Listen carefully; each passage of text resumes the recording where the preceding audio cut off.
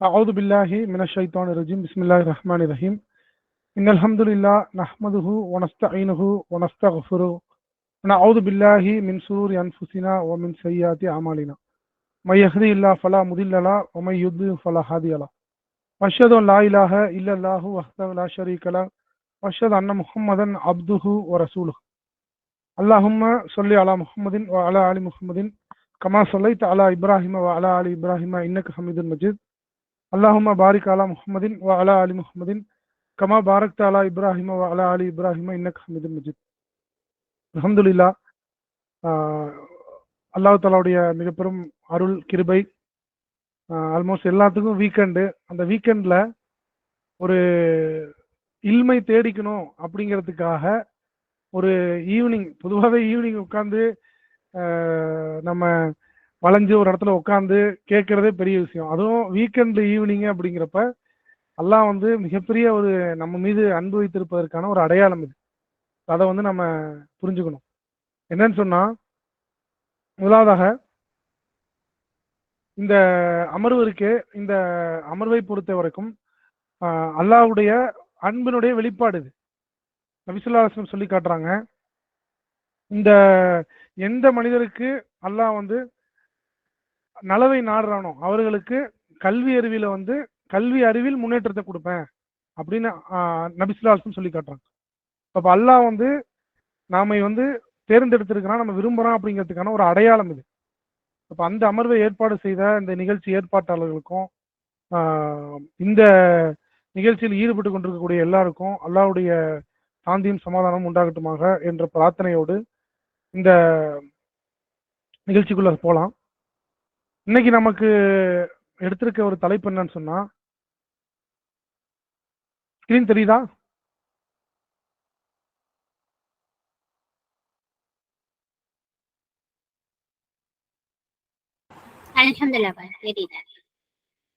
இது கொஞ்சம் இன்டராக்டிவா போவோம் இன்ஷால்லா. ஒரு பயான் கிளாஸ் மாதிரி இல்லாம ஒரு இன்டராக்டிவா கொஞ்சம் அன்மியூட் பண்ணி பேசுங்க இன்ஷால்லா. ஏன்னா ஒவ்வொருத்தவங்களும் அன்மியூட் பண்ணி தாராளமாக பேசலாம் இன்ஷால்லா. ஒரு நிமிஷம்.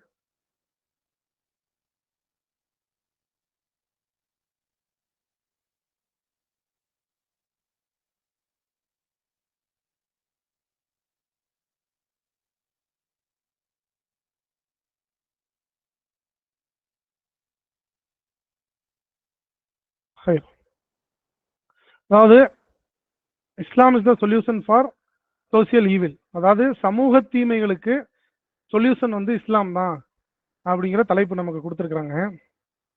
பொதுவாக நாம தீமைகளை பொறுத்த வரைக்கும் இரண்டு வகையான தீமைகள், குற்றங்கள் இருக்கு. முதலாவது ஒரு சுய தீமைகள், அதாவது தனி மனித தீமைகள். இப்போ ஒருத்தர் இன்னைக்கு சரியான முறையில் சாப்பிடல, அல்லது சரியான முறையில் தூங்கல, அல்லது அவருக்கு செய்யக்கூடிய தீமைகள், அவர் தொழுகல, அவர் நோன்பு வைக்கல, இந்த மாதிரி விஷயங்கள் இருக்கு. இது தனக்குத்தானே இழைத்துக் கொள்ளக்கூடிய தீமைகள். அதே போல இன்னொரு வகை தீமை இருக்கு, இது சமுதாய தீமை. இந்த தீமை சமுதாயத்தையே பாதிக்கும். தன்னை மட்டும் இல்லாமல் மொத்த சமுதாயத்தையும் பாதிக்கும். தன்னை சுத்தி இருக்கிறவங்கள, குடும்பத்தை, எல்லா நபர்களையும் பாதிக்கும். இதை உதாரணத்துக்கு சொல்லணும்னு சொன்னா, இந்திய சட்டம் எடுத்துக்கோங்களேன். சட்டப்படி, அதாவது இந்திய சட்டப்படி எடுத்துட்டோம்னு சொன்னா ஒரு குற்றத்தையே கூட இரண்டு வகையா தான் பிரிப்பாங்க. யாருக்கு தெரிஞ்சவங்க சொல்லுங்களேன். குற்றத்தை ரெண்டு வகையா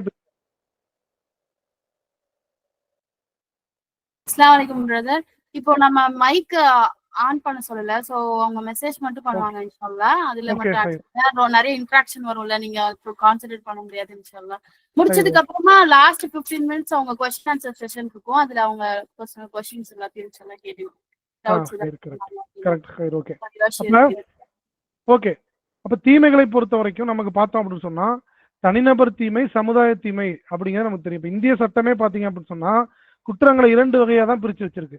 ஒன்னு சிவில் லா, இன்னொன்னு கிரிமினல் லா. சிவில் குற்றம், கிரிமினல் குற்றம்.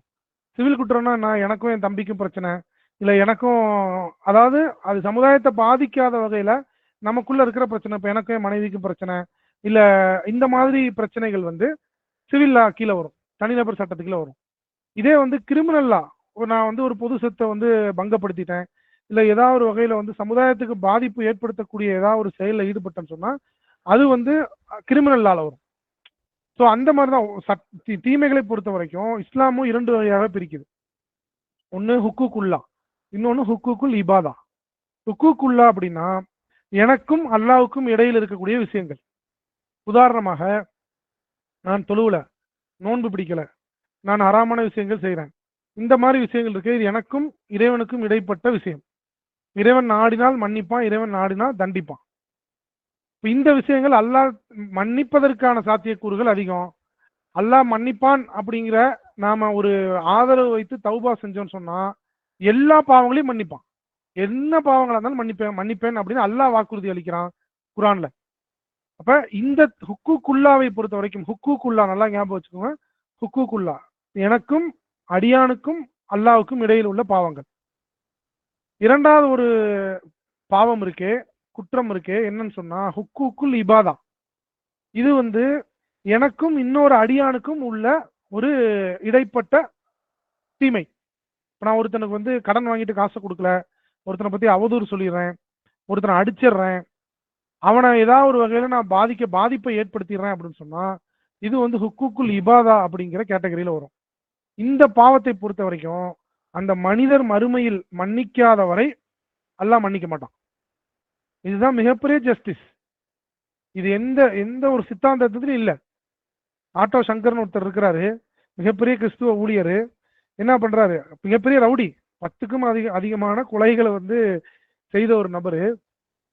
சேலம் ஜெயில அவரை தூக்குல மாட்டுறாங்க. அப்ப அவர் கடைசி நேரத்துல விசுவசிச்சிடறாரு. என்ன விசுவசிக்கிறாரு, இயேசு வந்து என்னுடைய பாவங்களுக்காக மரணித்தார், அதனால நான் எத்தனை கொலை பண்ணியிருந்தாலும் என்ன வந்து இறைவன் வந்து மன்னிச்சிருவான் அப்படின்னு சொல்லி அவரு விசுவசிக்கிறாரு.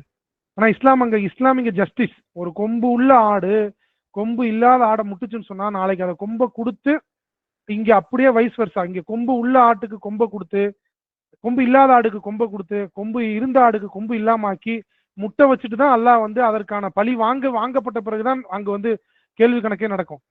அப்ப இங்க இந்த ஹுக்குக்குல் இபாதாவை பொறுத்த வரைக்கும் மனிதனுக்கும் இடைப்பட்ட ஏதாவது ஒரு தீங்கு ஏற்படுதுன்னு சொன்னா அந்த மனிதர் மன்னிக்காத வரை அந்த பாவத்தை அல்லாஹ் மன்னிக்க மாட்டான். நான் ஏதாவது ஒரு வகையில இன்னைக்கு இங்க அட்டன் பண்ற யாராவது ஒருத்தவங்களை காயப்படுத்திட்டேன். இப்ப இங்க 100 பேர் இருக்கிறீங்க, 100 பேர்த்துல யாராவது ஒருத்தவங்களை ஒரு பெயரை சொல்லி அவங்கள அசிங்கப்படுத்திட்டேன்னு வச்சுக்கோங்க. அவங்கள அசிங்கப்படுத்திட்டேன் அப்படின்னா மறுமையில நாளைக்கு நீங்க என்ன மன்னிக்காத வரைக்கும் இம்மையிலே நான் மன்னிப்பு கேட்டு உங்களுடைய பொருத்தத்தை வாங்கிட்டா ஓகே ஹைர், பிரச்சனை இல்லை. ஆனா அதை அப்படியே இங்க நீங்க மன்னிக்கவும் இல்லாம மறுமை வரைக்கும் அதை நான் இழுத்துட்டு போய் அதை மறுமையில் வைத்து அங்கு அல்லாஹ் கண்டிப்பாக அதற்காக அந்த நபரிடத்தில் பழி வாங்க வைப்பான். அப்ப இஸ்லாமும் இதை வந்து 2 வகையா தான் பிரிக்குது. ஹுக்குக்குல் இபாதா, ஹுக்குக்குல்லா அப்படிங்கிறத இஸ்லாம் பிரிக்குது. இங்க சமுதாய தீமைகளை பொறுத்த வரைக்கும் சமுதாய தீமைகளை இஸ்லாம் எப்படி அணுகுது, சோசியல் ஈவில்ஸ், ஒரு பிரச்சனை, ஒரு தீமை, ஒரு குற்றம் நாம செய்யறோம்னு சொன்னா அது சமுதாயத்தை பாதிக்குது அப்படின்னு சொன்னா அதை இஸ்லாம் எப்படி அணுகுது, அதை எப்படி இஸ்லாம் கட்டுப்படுத்துச்சு அப்படிங்கிறத நான் பார்க்க போறோம். சமீபத்துல எல்லாரும் நம்ம சொன்ன உடனே ஒரு விஷயம் எல்லாத்துக்கும் மனசுல வரும், இந்தியாவே உலுக்கிய ஒரு சமுதாய தீமை, இப்போதைக்கு சமீபத்துல உலுக்கிய ஒரு சமுதாய தீமை அப்படின்னா ஏதாவது ஒண்ணு யாராவது ஒருத்தவங்க சொல்லுங்க, சாட்ல சொல்லுங்க, இல்ல நீங்க நினைச்சீங்கன்னாவே உடனே உங்க மைண்டுக்கு வரும். உங்களுக்கு முதலாவது வர தீமை இப்போதைக்கு சமீபத்துல இந்தியாவே உலுக்கிய ஒரு தீமை என்ன அப்படின்னா உங்களுக்கு உடனே மைண்டுக்கு வரும் இந்த கொல்கத்தா ரேப் கேஸ் தான் வரும். மிக கொடூரமான முறையில அந்த பிள்ளைக்கு வந்து முதுகெலும்பு உடைஞ்சு நொறுங்கி கொடூரமான முறையில கற்பழித்து அந்த பிள்ளை வந்து அந்த டாக்டர் பெண்ணை வந்து கொண்டிருக்கிறான். இப்ப ஏற்பட்ட தீமை நடந்திருக்கு. அந்த தீமை நடந்துச்சு, அவனோட போட்டோ தான் இது. அவன் பாருங்க, இது நியூஸ் வெப்சைட்ல வந்த ஒரு நியூஸ் செய்தி. அதுல பாருங்க, அவன் வந்து கொல்கத்தா ரேப் அக்யூஸ்ட் என்ன பண்றான், விசிட்டட் ரெட் லைட் ஏரியா, விபச்சார விடுதி சைடு போயிருக்கிறான். அதே போல தண்ணி அடிச்சிருக்கான், ட்ரிங்க் லிக்கர் பிஃபோர் கிரைம், தண்ணியும் அடிச்சிருக்கிறான். அப்ப இந்த தீமை இப்ப இன்னைக்கு நடந்திருக்கு இல்ல, இவ்வளவு பெரிய தீமை உலகமே கொதிச்சது. இந்தியா மட்டும் இல்ல, உலகமே கொதித்தது. இந்தியால பல இடங்கள்ல பல டாக்டர்ஸ் வந்து ஸ்ட்ரைக் போறது ரேரு, ரொம்ப ரேரு. ஏன்னா அவங்க இல்லைன்னு சொன்னா ஸ்தம்பிச்சு போயிடும். இந்தியாவில் அனைத்து டாக்டர்களும் ஸ்ட்ரைக் பண்ணாங்க. இவன் தான் உறுதி செய்யப்பட்டுருச்சுனாலும் இங்கு இவனுக்கு தண்டனை கொடுக்கப்படுமா அப்படின்னு கேட்டா மிகப்பெரிய கேள்விக்குறி. ஏன்னா பாஸ்ட் ஹிஸ்டரி அப்படி, பழைய வரலாறு அப்படி. சமீபத்தில் நமக்கு நடந்த போன வருஷம் நடந்த ஒரு சம்பவம், போன வருஷம் கூட இல்ல, மார்ச்ல நடந்த சம்பவம், ஒரு 6 மாசம் தான் ஆகுது. பாண்டிச்சேரியில ஒருத்தன் கஞ்சா போதையில 2 நபருங்க, ஒருத்தன் 60 வயசு ஒருத்தன் 20 வயசு, ஒரு சின்ன புள்ள குப்பை காணான்னு தேடிட்டு இருக்கிறாங்க, குப்பையில கிடக்குது. தேடி அப்புறம் யாரு என்ன ஏதுன்னு பார்த்தா கஞ்சா போதையில 2 பேரு கற்பழிச்சு கொண்டிருக்கிறானுங்க சின்ன பிள்ளைய. அப்ப இந்த அந்த உலகத்தையே உழுக்குச்சு அந்த சம்பவம். அந்த பிள்ளையோட விளையாட்டு ஜாமான், அந்த பிள்ளையோட அந்த டாய்ஸ், டெடிபியரு, இதெல்லாம் கொண்டு போய் அந்த பென்சில் பாக்ஸ் இதெல்லாம் கொண்டு போய் அந்த பொண்ணுடைய அந்த அடக்கம் பண்ணும் போது போட்டாங்க. முழு உலகத்தையே உழுக்குச்சு அந்த சம்பவம். இப்ப இவங்களுக்கு தண்டனை கிடைச்சிருச்சா? இவங்க தான் கன்ஃபார்ம் ஆயிடுச்சு. 6 மாசம் முடிஞ்சிருச்சு. அவனே ஒத்துக்கிட்டான், கன்ஃபெஷன் கொடுத்துட்டான், வாக்கு மூலம் கொடுத்தாச்சு. இவனுக்கு தண்டனை உறுதியாயிருச்சா? எப்பேற்பட்ட சமுதாய தீமை இது, சாதாரண தீமை அது, எப்பேற்பட்ட சமுதாய தீமை. சரி, கொஞ்சம் முன்னாடி போய் பார்ப்போம். ஹாசினி அப்படிங்கிற ஒரு பொண்ணை ஒருத்தன் வந்து கொலை பண்ணான். எந்த மாதிரி கொலை பண்ணான்? எத்தனை பேர் இந்த செய்தி உங்களுக்கு கேள்விப்பட்டிருப்பீங்கன்னு தெரியல. கொடூரமான முறையில அபார்ட்மெண்ட்ல இருக்கிறவன் ஹாசினி அப்படிங்கிற ஒரு பொண்ணை காணாம், 5 வயசு பொண்ணு, ஆளை காணாம். போலீஸ் என்னமா சல்லடையா போட்டு தேடுறாங்க, மாச கணக்குல தேடுறாங்க, ஒண்ணுமே எந்த குழுவுமே கிடைக்கல. அப்புறம் என்ன, இது தஷ்வந்த்னு ஒருத்தன், அவன் மேல சந்தேகமே வராத மாதிரி அவன் போலீஸ்க்கு ஹெல்ப் பண்றான். பக்கத்து வீட்டுக்காரன், அந்த பிள்ளைக்கு பக்கத்து வீட்டுக்காரன் என்ன பண்றான், போலீஸுக்கு பக்காவா ஹெல்ப் பண்றான். இவன் மேல சந்தேகமே வராத மாதிரி போலீஸ்க்கு வந்து விசாரணைக்கு வந்து ஹெல்ப் பண்றாப்ல. அப்புறம் என்ன பண்றான், போலீஸுக்கு வந்து எல்லாத்துக்குமே சந்தேகப்படணும் அப்படிங்கிற அடிப்படையில இவன் மீது சந்தேகப்பட்டு அந்த இன்சிடென்ட் நடந்த அன்னைக்கு, புள்ள காணா போன அன்னைக்கு சிசிடிவிய மொத்தமா ஆராயும் போது, போகும்போது பேக்ல வந்து ஏதோ ஒண்ணு கொண்டு போறான், வரும்போது ஒண்ணும் இல்ல, வரும்போது எம்டி பேக். அப்ப என்ன, இவனை பிடிச்சி கேட்கும் போது, போகும்போது என்ன கொண்டு போனேன், எங்க கொண்டு போனேன், யார்கிட்ட கொடுத்த, அவன்கிட்ட கொடுத்தியான்னு கேட்டா அவன் கொடுக்கலங்கிறான். இந்த மாதிரி பிடிச்சி கிடுக்குப்படியா விசாரிக்கும் போது நான் ஒத்துக்கிறான், நான் லிப்ட் கிட்ட வச்சு அந்த பொண்ணை ரேப் பண்ணிட்டேன், அந்த பொண்ணு செத்து போச்சு, அதுக்கப்புறம் நான் துண்டு துண்டா வெட்டி பேகுக்குள்ள போட்டு நான் எடுத்துட்டு போய் இன்ன இடத்துல போட்டு எரிச்சு அந்த சாம்பலை எடுத்து தண்ணியில போய் கலந்துட்டு வந்துட்டேன் அப்படிங்கிறான். இதுதான் வந்து அவன் கொடுத்த வாக்குமூலம். கேட்கும் போதே எவ்வளவு நமக்கு ஒரு மாதிரி தலைக்கு ஏறுதா இல்லைங்களா? இந்த மாதிரி ஒத்துக்கிட்ட ஒருத்தனை கொஞ்ச நாள்ல பெயில்ல விடுறாங்க. கொஞ்ச நாள்ல அவனை வந்து என்ன பெயில்ல விடுறாங்க. பெயில்ல விட்டதுக்கு அப்புறம் அவன் வந்து சொந்த தாயையும் கொல்றான். சொந்த தாயிட்ட வந்து காசு கேட்கறான், காசு தரலனோட நகையை பறிக்க பார்க்கறான். நகையை பறிக்கும் போது அவங்க அம்மாவுக்கும் இவனுக்கு தள்ளுமுள்ளு ஏற்படுது. அப்ப என்ன பண்ணிதான், சொந்த தாயை கொன்னுட்டு மும்பை போறான். மும்பையில இருந்து அவனை திரும்ப அரெஸ்ட் பண்ணி இன்னைக்கு உள்ள வச்சிருக்காங்க, ஆயுள் தண்டனை. எப்பேற்பட்ட தண்டனை, அந்த ஆயுள் தண்டனை எவ்வளவு சிறப்பான தண்டனை அப்படிங்கிறத வரக்கூடிய ஸ்டைல்ல உங்களுக்கு தெரியும் பாருங்க.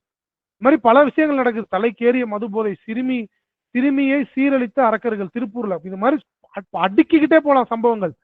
ஒரு நாளைக்கு ஆயிரக்கணக்கான பல்லாயிரக்கணக்கான நபர்கள் இந்தியாவுல பெண்கள் வந்து சீரழிக்கப்படுறாங்க, பெண்கள் கற்பழிக்கப்படுறாங்க, அவ்வளவு மோசமான முறையில கற்பழிக்கப்படுறாங்க, கொலை செய்யப்படுறாங்க.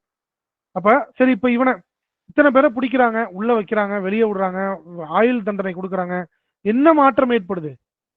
இப்ப பாருங்க, இந்த ஒரு செய்தியை பாருங்க.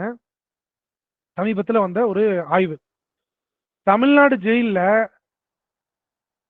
TN jail helps prisoner put on weight. அவங்களுக்கு வெயிட் ஏறுது. ஜெயிலுக்குள்ள குற்றம் செஞ்சவனுக்கு 4796 பேரு ரிலீஸ் ஆயிருக்கிறாங்க. குற்றம்ல ஈடுபட்டு அதுல பெயில்ல வந்தவங்க இல்ல விடுதலையானவங்கல்ல, அதுல 4231 பேரு வெயிட் ஏறி இருக்கு அவங்களுக்கு உள்ள. இதுதான் தண்டனையா? இதுதான் அவங்களுக்கு தண்டனையான்னு கேட்கிறேன். அப்ப ஒரு தவறு செஞ்சா எனக்கு எதுவுமே நடக்காது, நான் ஜாலியா உள்ள போவேன், எனக்கு உள்ள அருமையா சாப்பாடு, எனக்கு வெயிட் ஏறும், எனக்கு வந்து ஜாலியா உள்ள இருக்கலாம், நேரத்துக்கு சாப்பாடு, உள்ள டிவி, நியூஸ் பேப்பர் எல்லாம் A to Z, எல்லாம் செல்போன் இருக்குது, பீடி சிகரெட் எல்லாம் கிடைக்குது. அப்ப இதுதான் தண்டனையா? இது எதுக்கு? இன்னைக்கு என்ன குற்றங்கள் குறைஞ்சது இது மூலமா? ஏதாவது ஒரு இம்மி அளவு குற்றம் குறையுதா? குற்றம் அதிகரிக்குது. சமீபத்துல ஒரு நபர் வந்து ஒரு அப்பாவி மனுஷனை கொல்றான். ஏன்டா கொல்ற அப்படின்னு கேட்டா, என் பொண்டாட்டிக்கு எனக்கும் வந்து ஒரே சண்டையா இருக்கு, எனக்கு நிம்மதியே இல்லை, அதனால நான் வந்து இவனை கொன்னுட்டேன், உள்ள போனா எனக்கு சோறு கிடைக்கும், அதனால எனக்கு யாரும், அவன் கேட்கறாங்க, ஏன் நீ வந்து பெயில் எடுக்க யாருமே உனக்கு வரல, ஏன் வந்து உனக்கு ஜாமீன் எடுக்க யாரும் வரலையான்னு கேட்கும்போது இல்ல இல்ல நான் வாண்டடா தான் கொன்னேன், எனக்கு அவனுக்கு பழைய பகை, ஆனா அதுக்காக நான் அவனை கொல்லல, பொண்டாட்டி கூட என்னால காலத்தை ஓட்ட முடியல, அதனால நான் அவனை கொன்னுட்டு என்ன பண்றேன், நான் ஜெயிலுக்குள்ள போய் உட்காந்துக்கிறேன், அங்க வந்து எனக்கு வேலைக்கு சாப்பாடு, நல்லா ஜம்முன்னு தூங்கலாம், ஜம்முன்னு இருக்கலாம், அதுக்காக தான் நான் வந்தேன் அப்படிங்கிறான். எவ்வளவு கேவலம் அது, எவ்வளவு கேவலம், இதுதான் தண்டனையா? அப்ப 4796 பேத்துல வெளிவந்த 4796 பேத்துல 4231 பேருக்கு வெயிட் கெயின் ஆயிருக்கு, அவங்களுடைய எடை கூடி இருக்கு. அது மட்டும் இல்ல, இப்ப சமீபத்துல 2023 மெனுவெல்லாம் மாத்துறாங்க டிஎன் ஜெயில. எவ்வளவு அழகான, நம்ம வீட்டுலாம் வந்து வாரத்துல எத்தனை தடவை சிக்கன் எடுத்துருவாங்க, மிஞ்சி மிஞ்சி போனா ஒரு தடவை எடுப்பாங்க, ஒரு தடவை எடுத்தாலும் 4 பீஸ் கொடுப்பாங்க. அங்க பாருங்க 3 தடவை ஏ கிளாஸ் பிரிசனர்ஸ்க்கு 3 தடவை வாரத்துல சிக்கன், சண்டே டியூஸ்டே தர்ஸ்டே 3 தடவை சிக்கன். பி கிளாஸ் பிரிசனர்ஸ்க்கு வந்து 2 தடவை சிக்கன், வெனஸ்டே சண்டே. அது கொஞ்சமா நல்ல சிக்கன், நல்ல குவான்டிட்டி, 150 கிராம், நமக்கு 100 கிராம் தர மாட்டாங்க வீட்டுல.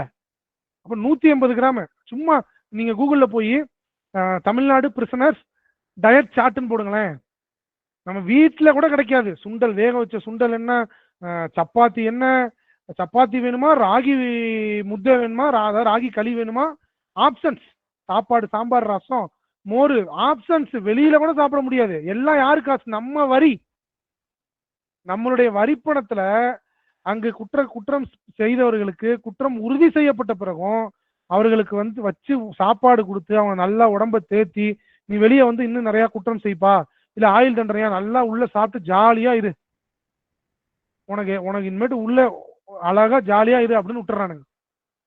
இப்படி செஞ்சா எப்படி சமுதாய தீமை குறையும்? எப்படி குறையும்? எந்த அளவும் குறையாது. அப்ப இஸ்லாமை பொறுத்த வரைக்கும் ஒரு சமுதாய தீமை இருக்குன்னு சொன்னா, இஸ்லாமை பொறுத்த வரைக்கும் அந்த எந்த ஒரு தீமையாக இருந்தாலும் அந்த தீமையை வந்து தீமைக்கான தண்டனையை மட்டும் கொடுப்பதோடு இல்லாம அந்த தீமைக்கான வழியையும் கட்டுப்படுத்தும், அந்த வழியையும் அடைக்கும். இங்க அந்த வழி அடைக்கப்படுதா, வழியையும் அடைக்கும். உதாரணத்துக்கு இந்த கற்பழிப்பே எடுத்துக்கோங்க. கற்பழிப்பு பத்தி ஓகே, தண்டனை இவ்வளவு மோசமான முறையில இருக்கு, ரொம்ப சிவியரான தண்டனை கொடுத்துட்டு இருக்கு தமிழ்நாடு அரசு, இந்திய அரசு, உலகத்துல எல்லா இதுவும் ரொம்ப சிவியரான தண்டனை கொடுத்துட்டு இருக்கு, அதனால வந்து கட்டுப்படுத்த முடியல. ஓகே, இன்னொரு புறம் என்னன்னு சொன்னா இந்த தண்டனைக்கான வழிகளை அடைக்கணும். அதுவும் தனிநபரால அடைக்க முடியாது, அதுவும் அரசு கையில தான் இருக்கு. அதுவும் வந்து சமுதாய தீமைன்னு வந்துட்டாவே அது அரசாங்கம் கையில தான் இருக்கு. அந்த தீமையை கட்டுப்படுத்துவதுடைய அந்த ஹோல்டு யாரு கையில இருக்குன்னு சொன்னா அது அரசாங்கத்துடைய கையில தான் இருக்கும். இந்த கற்பழிப்புகளுக்கு மிக முக்கியமான காரணங்கள்லாம் பாருங்களேன். மிக முக்கியமான காரணத்துல ஒண்ணு என்னன்னு சொன்னா, பெண்களை ஒரு காட்சி பொருள், ஜஸ்ட் ஒரு அவங்கள வந்து ஒரு பொருள், அவங்களுடைய உடலை மட்டுமே மையமாக வச்சு இன்னைக்கு வந்து பெண்கள் மையப்படுத்தப்படுறாங்க எல்லா விஷயங்களிலும். இன்னைக்கு பாருங்க, பெண்களுக்கும் அந்த விளம்பரத்துக்கும் சம்பந்தமே இருக்காது. சில விளம்பரம் பாருங்க, 10 ரூபா கோல்கேட் பேஸ்ட், இன்னைக்கு இத்தனை பெண்கள் அட்டன் பண்றோம், எவனாவது கோல்கேட் பேஸ்ட் போட்டு விளக்குனா அந்த ஆண்கள் பின்னாடி போயிருவோமா? ஆனா இன்னைக்கு எப்படி காட்டுறான், இந்த பேஸ்ட் போட்டு விளக்குனா இந்த ஆண் வந்து ஈஸியா, அந்த ஆண் போட்டு விளக்குறானா இந்த பெண் ஈஸியா அவங்கள்ட்ட விழுந்துருவாங்களாமா. எவ்வளவு அசிங்கம். ஒரு ஸ்ப்ரே எடுத்துக்கோங்க, இன்னைக்கு எல்லா ஸ்ப்ரே விளம்பரத்துலயும் அந்த ஸ்ப்ரே அடிச்சா அந்த பொண்ணு வந்து உடனே அப்படியே ஈ மொக்கிற மாதிரி அந்த ஆம்பளைய மொச்சிருவாங்களாமா. நடக்குதுங்களா இல்ல? டே டு டே எவ்ரிடே பாக்குறமே இல்ல? எவ்ரிடே இதான் நம்ம வந்து தினசரி நம்ம வாழ்க்கையில பெண்ணை வந்து காட்சியகம் தான் படுத்துறாங்க. ஒரு பபுள்கம் அந்த பபுள்கம் அவர் சாப்பிட்டாருன்னா உடனே அவர் வந்து அந்த பெண்ணிட்ட வந்து அந்த பெண் வந்து அந்த ஆண்கிட்ட விழுந்துருவாங்களாம். ஒரு சாக்லேட்டுங்க, சாதாரண ஒரு சாக்லேட், டைரி மில்க் சாக்லேட் என்ன பண்றாங்க, சாக்லேட் நமக்கு உடனே மைண்டுக்கு தான் வரும், டைரி மில்க் தான் வரும். ஏன் அப்படி வருது? அதுல என்ன பண்றான், ஆணுடைய உளவியல் என்னன்னு சொன்னா பெண்ணுடைய அழகை பார்த்து விழுறது. அப்ப என்னன்னு சொன்னா அவன் எப்படியாவது கவர்ந்துடணும், பெண்ணை கவர்ந்துடணும் அப்படிங்கிறதுக்காக இந்த பொருள் எல்லாம் விற்கிறதுக்காக இவன் என்ன பண்ணிடுறான், இந்த மாதிரி பெண்ணை எந்த அளவுக்கு பயன்படுத்துறான் பாருங்க. ஒரு கைலிக்கும் பெண்ணுக்கும் என்ன சம்பந்தம்? ஒரு கைலி விளம்பரம், ஒரு கார் விளம்பரம், எல்லாத்துக்கும் பொண்ணுங்க தான் காரணம். என்னன்னு சொன்னா அந்த அட்டென்ஷன், அந்த பெண்களை வந்து ஒரு காட்சி பொருளாக வைத்து ஆண்களும் பார்ப்பாங்க, பெண்களும் பார்ப்பாங்க. அவங்கள வந்து ஒரு காட்சியகப்படுத்தி இன்னைக்கு என்ன பண்றாங்க, ஒரு ஈர்ப்பை ஏற்படுத்துறாங்க. இது மிக மிக முக்கியமான காரணம். இன்னைக்கு என்ன, இது கற்பழிப்புக்கு மிக முக்கியமான காரணம் என்னன்னு சொன்னா, ஏதாவது ஒண்ணு பாக்குறான், அந்த பார்த்துட்டு அந்த இச்சையை அவனால தணிக்க முடியல, அவன் என்ன பண்றான், அதனால போய் அவன் போதையில இருக்கிற நிலைமையிலோ இல்ல ஏதாவது ஒரு நிலைமையிலையோ பெரும்பான்மையான பிரச்சனைகள் போதையில இருக்கும் போது தான் நிகழுது. அதற்கான விஷயங்கள் நம்ம பின்னாடி பார்ப்போம் இன்ஷா அல்லாஹ். அப்ப என்ன ஆகுது, பெண்களை காட்சியகப்படுத்துறது, பெண்களை வந்து இந்த மாதிரி ஒரு சடவாத பொருளாக காட்டுவது, இதன் மூலம் ஒரு மெட்டீரியலாக தான் பார்க்கப்படுது. இந்த பெண்களை வந்து இன்னைக்கு இந்த உலகம் அப்படிதான் பார்க்குது. அதற்கு வந்து தீர்வு இஸ்லாம் மட்டும் தான் சொல்லுது. பெண்களை வந்து காட்சிப்படுத்தாதீங்க, பெண்களுடைய அந்த உடல் அங்க அவயங்களை மறைங்க, ஆண்கள் நீங்க வந்து பார்வை பெறுங்க, இந்த மாதிரி விஷயங்களை வந்து இஸ்லாம் சொல்லி கொடுக்குது. இப்ப நம்ம இங்க முக்கியமான ஒரு விஷயம் என்னன்னு சொன்னா, இது அரசாங்கமே ப்ரொமோட் பண்ணுது. இன்னைக்கு படங்கள், திரைப்படங்கள் எடுத்துக்கோங்க, காரணமே தேவையே இல்லாம அந்த இடத்துல கதைக்கு ஒரு பெண்ணே தேவை இருக்காது. அந்த இடத்துல ஒரு ஐட்டம் சாங், அந்த இடத்துல அந்த ஹீரோயினை போட்டு ஒரு ரொமான்ஸ். எதுக்கு? அப்பதான் வருவான் யூத், வருவான் யூத்ல 20 வயசு பையன்ல இருந்து 15 வயசு பையன்ல இருந்து 70 வயசு கிழமை வரைக்கும் அந்த இடத்துல ஒரு கவர்ச்சி டான்ஸ் இருந்தாதான் வருவான், வந்து பார்ப்பான். அப்ப என்னன்னு சொன்னா, பெண்களை என்ன எந்த அளவு கேவலப்படுத்த முடியுமோ, அசிங்கப்படுத்த முடியுமோ எல்லாம் பண்ணிட்டு நாங்க தான் பெண் பெண் விடுதலைவாதிகள், நீங்க என்ன புர்கா போடுறீங்க, புர்கா போட சொல்றீங்க, நீங்க எப்பேற்பட்ட அடிப்படைவாதிகள் அப்படிங்கிறானுங்க. தடுக்க வேண்டிய அரசாங்கங்களையா என்ன? அனைத்து கட்சிகளும் இது அரசாங்கம் தான் தடுக்கணும். அனைத்து கட்சிகளும் பாருங்க, ஒரு உதாரணத்தை பாருங்க. இன்னைக்கு இருக்கக்கூடிய ஆளுங்கட்சியா இருக்கட்டும், இதுக்கு இருக்கக்கூடிய எதிர்கட்சிகளா இருக்கட்டும், அவங்க அவங்க ஒரு ப்ரோக்ராமுக்கு ஆள் கூட்டணும்னா கூட அவங்க வந்து இந்த மாதிரி ஆபாச நடனத்தை நடத்தி தான் ஆள் கூட்ட வேண்டியதா இருக்கு. எல்லாருக்கும் தெரியும் இது மாதிரி நடக்குதா இல்லைங்களா? ஒவ்வொரு ஊர்லயும் நடக்கும். ஒவ்வொரு ஊர்லயும் இந்த விஷயம் நடக்குதா இல்லை? உடனே இவன் என்னடா ஆளுங்கட்சியை பேசுறான், அந்த கட்சியை பேசுறான், இந்த கட்சி பேசுறான் இல்ல, எல்லா கட்சியும் இங்க பாருங்க, டிஎம்கேவா இருக்கட்டும், ஏடிஎம்கேவா இருக்கட்டும், எல்லாமே என்ன பண்றாங்க, அந்த இடத்துல கூட்டம் கூடணும்னா பெண்ணை வந்து ஒரு காட்சி பொருளாக மாத்தி, அதுக்கு பிறகுதான் அவர் பேசுறத வந்து கேட்க, அவன் பேச ஆரம்பிச்சோன்னா பாதி பேர் போயிடுவான், இதை பார்க்க வந்தான் அப்படின்ட்டு போயிடுவாங்க. அப்ப என்னன்னு சொன்னா, பெண்களை வந்து காட்சியகப்படுத்தும் போது அங்க வந்து அதை பார்ப்பதற்கு மக்கள் வந்து ஆண்கள் வந்து தயாரா இருக்கிறாங்க. அதை மெட்டீரியலாக பயன்படுத்தி இன்னைக்கு இதை வந்து அவனுக்கு உள்ளத்துல ஏத்தி ஏத்தி ஏத்தி அப்ப அந்த அந்த அந்த ஒரு டிசைர்ஸ், அந்த ஒரு மன இச்சை அவன் என்ன பண்றான், தவறான முறையில ஒரு பெண்ணை பார்க்கும்போது அங்க போய் அவன் போய் கற்பழிச்சிடறான். ஸோ இது ஒரு முக்கியமான காரணம். இது மட்டுமே காரணம் இல்லை, இது போல பல காரணங்கள் இருக்கு. ஸோ இந்த விஷயங்களை பொறுத்த வரைக்கும், கற்பழிப்பை பொறுத்த வரைக்கும் மிக முக்கியமான விஷயம், முக்கியமான காரணம் என்னன்னு சொன்னா, முதலாவது நம்ம பார்த்தோம் இந்த பெண்களை வந்து காட்சியகப்படுத்துவது, அதே போல இந்த பான் வெப்சைட்ஸ், இந்த மாதிரி விஷயங்கள். இரண்டாவது மிக மிக இருக்கல டாப் லிஸ்ட் என்னன்னு சொன்னா, பெண்கள் வந்து அபியூஸ் செய்யப்படுவதற்கு மிக முக்கியமான காரணம் மது அருந்திய நிலையில் தான் 85% பெண்கள் பாலியல் சீண்டலுக்கு உள்ளாக்கப்படுறாங்க. இதை வந்து என்சிஆர்பி சொல்லுது. அதாவது தேசிய பாதுகாத்து வைத்த அந்த டேட்டாலாம் வச்சிருக்குள்ள ஸ்டாட்டிஸ்டிக்ஸ், அந்த ஒரு அரசு அமைப்பு, அரசுடைய அந்த காப்பகம், அந்த காப்பகம் சொல்லுது 85% பெண்களுக்கு எதிரான பாலியல் சீண்டல்கள் மது அருந்திய நிலையில் நடக்குது. அப்ப மது எப்பேற்பட்ட எவ்வளவு முக்கியமான, எவ்வளவு மோசமான ஒரு விளைவை ஏற்படுத்தக்கூடியது அப்படிங்கிறத நம்ம பார்க்க முடியுது. அதனாலதான் இந்த சம்பவத்தை கூட பாருங்க, நம்ம முன்னாடி பார்த்த சம்பவம் கூட என்ன நடந்துச்சு, அவன் குடிச்ச நிலையில தான் போய் அந்த இடத்துல போய் அவன் ரேப் பண்ணியிருக்கான். ஏன் இப்படி நடக்குது? மதுவை பொறுத்த வரைக்கும் நம்ம எல்லாத்துக்கும் தெரியும், இறுதி இறை தூதர் முகமது ஸல்லல்லாஹு அலைஹி வஸல்லம் அவர்கள் சொல்லியிருக்கிறாங்க, மது தீமைகளின் தாய். எல்லா பாவங்களுக்கும் ஒரு தாய், ஒரு சாவி இருக்குன்னு சொன்னா டோரே அதான், ஒரு பாவத்துடைய வாசல் கதவு எதுன்னு கேட்டீங்கன்னா மதுதான், சாராயம் தான். ஏன்னு சொன்னா, அது ஏன் மது அருந்தனோட அப்படி ஆகுதுன்னு சொன்னா, மது நமக்கு உள்ள நுழைஞ்ச உடனே என்ன ஆகுதுன்னு சொன்னா, டெட்ரா ஹைட்ரோ ஐசோ குயினோலின் அப்படிங்கிற ஒரு வேதிப்பொருள், ஒரு கெமிக்கல் வந்து பிரெயின்ல உருவாகுது. இது என்ன ஆகுதுன்னு சொன்னா, நம்மளுடைய மூளையை மழுங்கடிச்சிருது. மூளையில வந்து இன்ஹிபிட் சென்டர் அப்படிங்கிற ஒரு பகுதி இருக்கு. இந்த பகுதியை வந்து நீங்க பாத்தீங்கன்னு சொன்னா, இந்த பகுதி எதுக்காக பயன்படுத்தப்படுது அப்படின்னு சொன்னா, எது நல்லது கெட்டதுன்னு நாம தேர்ந்தெடுப்பதற்கு. மது அருந்தாத நிலையில எவனா ஒருத்தன் சாக்கடையில போய் படுத்திருப்பானா?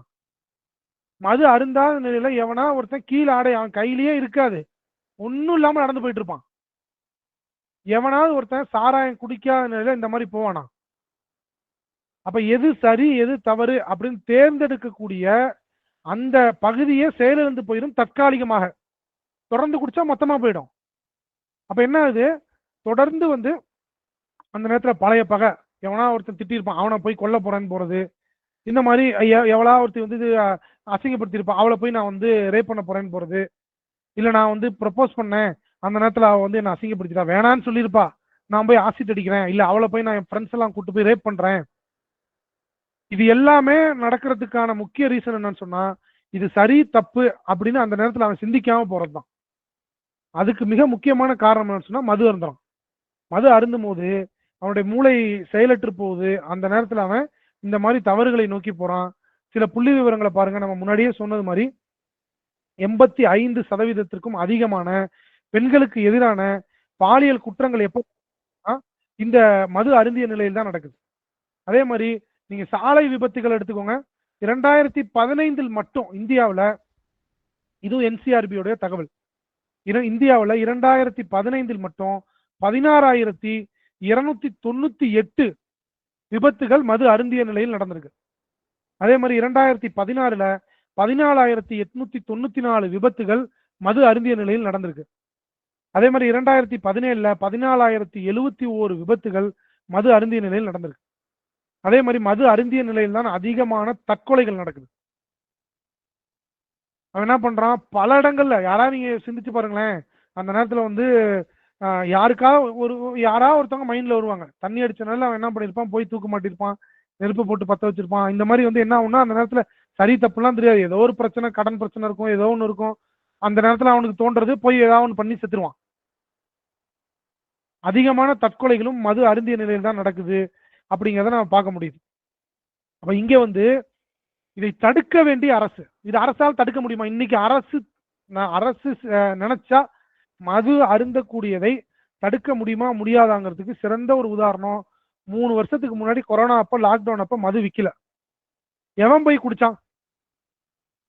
ஒரு 4-5 கிறுக்கனுங்க சானிடைசரை வாங்கி குடிச்சு செத்து போனாங்க. அவன் சாவட்டும், பிரச்சனை இல்லை, அவன் சாவல பிரச்சனை இல்லை, அதையுமே அவன் அடிக்ட் ஆனனாலதான், அதையுமே அரசாங்கம் ஊத்தி கொடுத்து அரசாங்கம் இது பண்ணனாலதான் இது வந்து அந்த அந்த ஒரு நிலைக்கு தள்ளப்பட்டிருந்தாங்க. அப்ப என்ன ஆகுது, அந்த அந்த கொரோனா நேரத்துல உயிர் போயிரும் அப்படிங்கிற பயத்துல என்ன பண்ணாங்க, ஒருத்தனும் அங்க போய் மது அருந்தல, வீட்டுல அவன் பாட்டு கிடந்தான். ஆனா இன்னைக்கு அரசே எந்த அளவு மது விக்குது அப்படிங்கிறதுக்கு ஒரு உதாரணத்தை பாருங்க. அதாவது இந்த 2003 வரைக்கும் இந்த மது இருக்கு, இந்த சாராயம், அது வந்து பிரைவேட், அவன் கடை வச்சிருக்கான், லைசன்ஸ் வாங்கி கடை நடத்திட்டு இருப்பான். பெரிய வருமானம் இருக்குப்பா இதுல. ஒரு அரசாங்கம் பாருங்க தீமையை எவ்வளவு தடுக்குது. மதுங்கிறது பாவங்களின் தாய், எல்லாத்துக்கும் ரூட்டு, விபத்து, கற்பழிப்பு, திருட்டு, கொலை, கொள்ளை, தற்கொலை, எல்லாத்துக்கும் தாய் மதுதான். அந்த மதுவை எவ்வளவு சூப்பரா நம்ம அரசு கண்ட்ரோல் பண்ணுது பாருங்க. 2 அரசும் செம்மையா கண்ட்ரோல், அப்படியே ஆடி போயிடுவோம் பாருங்க, அந்த மாதிரி கண்ட்ரோல் பண்ணுது அரசு. இப்ப நான் சொல்லக்கூடிய புள்ளி விவரத்தெல்லாம் கேட்டீங்கன்னா 2003 அவங்க என்ன பண்றாங்க, ஒரு தகவல் எல்லாம் திரட்டுறாங்க, எவ்வளவுக்கு மது விக்குது அப்படின்னு பாக்குறாங்க. மது விக்கிறத பார்த்தா அந்த நேரத்துல என்ன ஆகுது, 2003 3,500 கோடி வருஷத்துக்கு மது விக்குது, பிரைவேட்டுக்கு போகுது, குப்பனுக்கும் சுப்பனுக்கும் அலெக்ஸுக்கும் அப்துல்லாவுக்கும் போயிட்டு இருக்குது மதுவுடைய காசு. அப்ப என்ன பண்ணுது கவர்மெண்ட், ஓகே இனிமேட்டு வந்து அவங்களுக்கு போகணும், இது நல்ல வருமானம் உள்ள ஒரு துறையா இருக்கு, நம்ம எடுத்துருவோம் அப்படின்னு சொல்லிட்டு 2003 என்ன பண்ணுது, டாஸ்மாக் எல்லாம் டாஸ்மாக்காக மாத்துது. தமிழ்நாடு அரசு தான் இனிமேட்டு சரக்கு விற்கணும், அரசே ஊத்தி கொடுக்கணும், அரசு தான் நிர்ணயம் செய்யணும், அரசு பார் தான், அரசு யாருக்கு டெண்டர் விடுதோ அவங்க தான் வந்து பார் வைக்கணும். ஒரு அவன் உள்ள பட்டாணி விற்கிறதா இருந்தாலும் அது அரசுக்கு காசு போகும் சைடிஷுக்கு. அப்ப என்ன, அப்ப எவ்வளவு அழகா இந்த பாவத்தை தடுக்குது பாருங்க அரசு. அப்ப என்ன ஆகுது, 2012-13 நிதியாண்டுல, 2003 நிதியாண்டுல 3,500 கோடியா இருந்த மதுவுடைய விற்பனை 2012-13 நிதியாண்டுல எவ்வளவு வரும்? சும்மா ஒவ்வொருத்தவங்களும் உங்க ஒரு கெஸ் மைண்டுக்குள்ள ஒரு கெஸ் பண்ணுங்களேன், எவ்வளவு வந்திருக்கும்? ஒரு கெஸ் பண்ணி பாருங்க. ஒரு 5,000 கோடி, ஒரு 10,000 கோடி, 21,680 கோடி. எத்தனை மடங்கு அப்ப ஊக்குவித்து மக்கள் மத்தியில இந்த மதுவை ப்ரொமோட் பண்ணிருப்பாங்க. 3,500 கோடியில இருந்து 10 வருஷத்துல 21,680 கோடி வருமானத்தை ஈட்டுது டாஸ்மாக். இதுக்கெல்லாம் என்ன, இதுக்கு நம்ம படம் போதும், நம்ம படத்தெல்லாம் இன்னைக்கு நீ தண்ணி அடிக்கலாம், நீ ஹீரோ இல்லப்பா, இன்னைக்கு தண்ணி அடிக்கலாம் கெத்து இல்லப்பா காலேஜ்ல. ஒரு பீர் கூட சாப்பிட மாட்டியா நீ? சோசியல் ட்ரிங்கர் கூட கிடையாதா? ஒரு பார்ட்டிக்கு போறோம் சும்மா ஒரு பெக்குப்பா, சும்மா சோசியல் ட்ரிங்கர். போதை தலைக்கிற அளவுக்குலாம் வேணாம், சும்மா சோசியல் ட்ரிங்கராரு. அப்ப அவன் ஒரு பெக்கு 2 ஆகும், 2 குவார்டர் ஆகும், குவார்டர் ஆஃப் ஆகும், ஃபுல் ஆகி போய் சாவுவான். ஏதோ சிரிப்புக்காக இல்ல, சிந்திக்க வேண்டிய விஷயங்கள். இப்படிதான் கொஞ்சம் கொஞ்சம் கொஞ்சம் கொஞ்சமா மக்களை மதுவின் பக்கம் இழுக்கிறாங்க, அரசாங்கமே இழுக்குது. அப்ப என்ன ஆகுது? 2012-13 நிதியாண்டுல 21,680 கோடியாக இருந்தது. என்ன ஆகுது அப்படின்னு சொன்னா 2012 என்ன என்ன பண்ணுச்சு தெரியுமா அரசு? எவ்வளவு ஒரு அருமையான ஒரு அரசு பாருங்க, எந்த அளவு பாவத்தை கட்டுப்படுத்துது. 2012 எந்த அரசையும் நம்ம தாக்கி பேசல. நம்ம எதிர்கட்சி இல்ல, ஆளுங்கட்சி இல்ல, அல்லாவுடைய கட்சி நம்ம. அப்ப என்னன்னு சொன்னா 2012 நம்ம சொன்னோம்ல இந்த நிதியாண்டுல அரசு டார்கெட் வைக்குது. எவ்வளவு வச்சு தெரியுமா? 25,000 கோடி. அப்ப என்ன பண்ணுது? இது வந்து வாய்வழி அரசாணை, ஜீவோ விடுவாங்கல்ல கவர்மெண்ட் ஆர்டர், அந்த மாதிரி விட்டா காரி துப்பிடுவோமே எல்லாம்.